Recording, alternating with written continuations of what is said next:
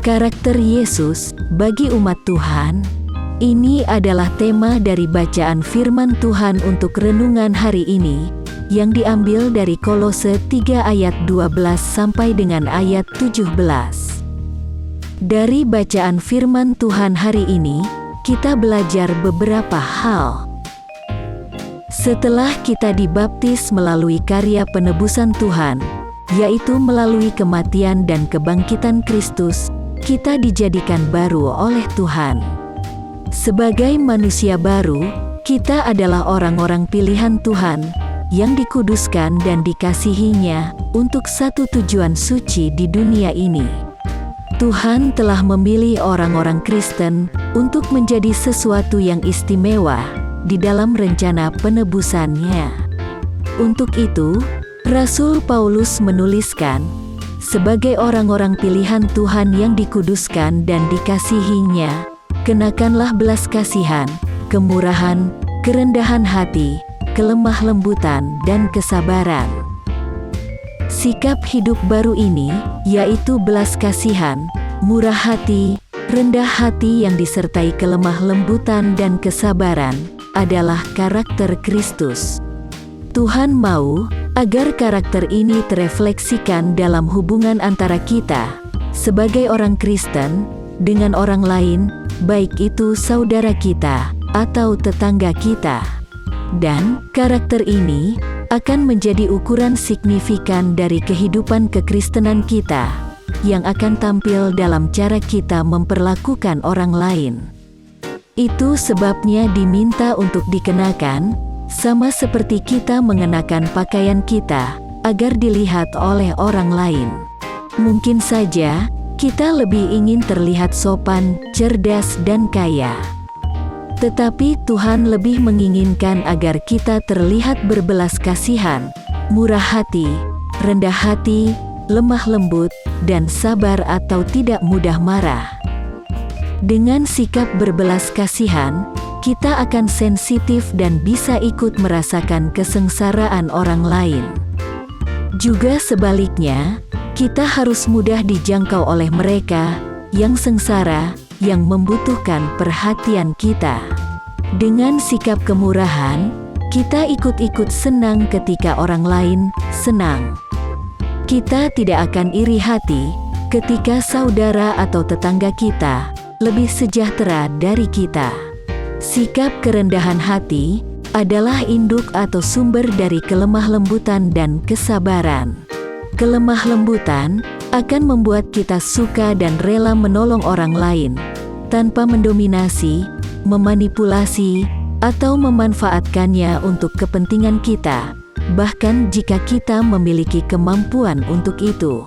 Kesabaran akan membuat kita tidak mudah kesal atau marah ketika melihat sesuatu yang tidak sesuai harapan atau ekspektasi kita. Selain diminta untuk sabar terhadap yang lain, kita diminta untuk saling mengampuni dan tidak saling mendendam, karena Tuhan telah terlebih dahulu mengampuni kita melalui kematiannya di kayu salib. Kita diminta untuk hidup saling memaafkan, mengikuti pola pengampunan Yesus terhadap kita. Memahami cara Yesus mengampuni kita akan selalu membuat kita lebih murah hati dengan berkelimpahan pengampunan. Agar kita bisa mempraktekkan semua karakter di atas, kita diminta untuk mengenakan kasih sebagai pengikat yang mempersatukan dan menyempurnakan. Jika semua karakter Kristus harus kita kenakan seperti baju, maka kasih diibaratkan seperti jas atau jubah yang dikenakan di bagian luarnya untuk melapisi semua sikap hidup orang Kristen yang baik. Kasih merupakan ikatan yang menyempurnakan. Kasih adalah intisari dari semua hal yang dijelaskan sebelumnya. Kasih secara sempurna akan memenuhi apa yang Tuhan tuntut dari kita dalam membangun hubungan dengan sesama kita. Tanpa kasih, semua kebajikan atau sikap hidup yang baik itu akan menjadi tidak seimbang dan bahkan terdistorsi satu sama lain. Selain mengenakan kasih, Rasul Paulus juga meminta kita untuk membiarkan damai sejahtera Kristus memerintah dalam hati kita, karena untuk itulah kita telah dipanggil menjadi satu tubuh. Dan bersyukur untuk damai yang berkelimpahan yang Tuhan berikan di dalam hati dan pikiran kita. Baca juga Filipi 4 ayat 7. Sikap hidup untuk selalu berdamai haruslah menjadi ciri komunitas umat Tuhan. Perdamaian itu sendiri adalah standar untuk memahami kehendak Tuhan. Damai yang harus memerintah dalam hati kita memiliki fungsi seperti arbitrase. Setiap kali ada masalah yang meragukan untuk diputuskan atau terganggunya kedamaian di antara kita, kita wajib memilih hal-hal yang membuat perdamaian itu terjadi, baik untuk diri sendiri ataupun untuk orang lain. Biarkan kedamaian Tuhan bertindak sebagai wasitnya. Biarlah kedamaian Kristus yang menghakimi, memutuskan, dan mengatur dalam hatimu. Untuk itu Rasul Paulus meminta agar perkataan Kristus diam dengan segala kekayaannya di antara kita, sehingga kita, dengan segala hikmat, bisa saling mengajar dan menegur. Dan sambil menyanyikan mazmur, dan puji-pujian dan nyanyian rohani, kita senantiasa mengucap syukur kepada Allah di dalam hati kita. Tuhan senang dengan penyembahan yang kreatif dan spontan. Firman Tuhan atau perkataan Kristus yang kaya itu memungkinkan kita menemukan ekspresi spontan dalam menyanyikan lagu-lagu rohani dalam ibadah-ibadah di gereja, di persekutuan atau di rumah kita. Sebagai manusia baru, kita menjalani hidup ini adalah untuk Yesus. Oleh karena itu, Rasul Paulus meminta agar segala sesuatu yang kita lakukan dengan perkataan atau perbuatan, harus semuanya kita lakukan dalam nama Tuhan Yesus, sambil mengucap syukur oleh Dia kepada Allah, Bapa kita. Nama Tuhan Yesus itu memiliki otoritas.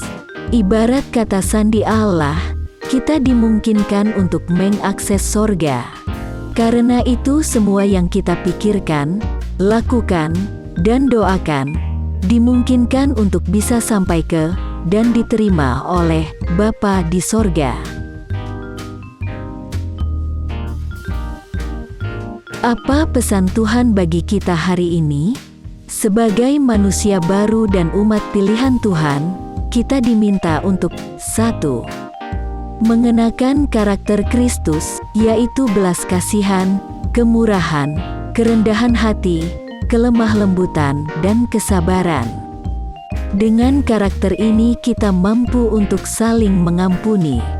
Semua karakter ini harus diikat dengan kasih, agar tidak tercerai-berai atau saling bertentangan. 2. Memiliki damai sejahtera Tuhan akan mengubah mindset kita, agar kita memiliki pikiran Kristus, dan damai sejahtera Tuhan akan juga memerintah dalam hati kita, agar damai Allah itu menjadi wasit di atas keraguan atau pertentangan yang terjadi dalam diri kita atau dengan sesama kita. 3. Memiliki firman Kristus yang kaya, yang memungkinkan kita memiliki hikmat untuk saling mengajar dan menegur sesama kita. 4. Memiliki otoritas Kristus yang ada di dalam namanya, yang membuat segala ciptaan tunduk kepadanya dan yang membuat Bapa di sorga berkenan. Yang harus kita aplikasikan dalam hidup kita adalah sebagai berikut. 1. Rajin membaca firman Tuhan yang kaya, agar kita memiliki pengetahuan yang benar tentang Allah, dan memahami kehendak Tuhan secara sempurna, sehingga kita bisa melakukan semua yang dikehendaki oleh Tuhan. 2. Mengaplikasikan kasih dan semua karakter Yesus dalam hidup kita. Kita mengenakannya, seperti mengenakan baju, agar itu terlihat nyata oleh orang-orang lain, khususnya oleh orang-orang yang bukan Kristen. 3. Dengan karakter Yesus, dan dengan damai sejahtera-Nya yang memerintah di dalam hati dan pikiran kita, kita harus selalu berusaha untuk mengampuni dan hidup damai dengan orang lain.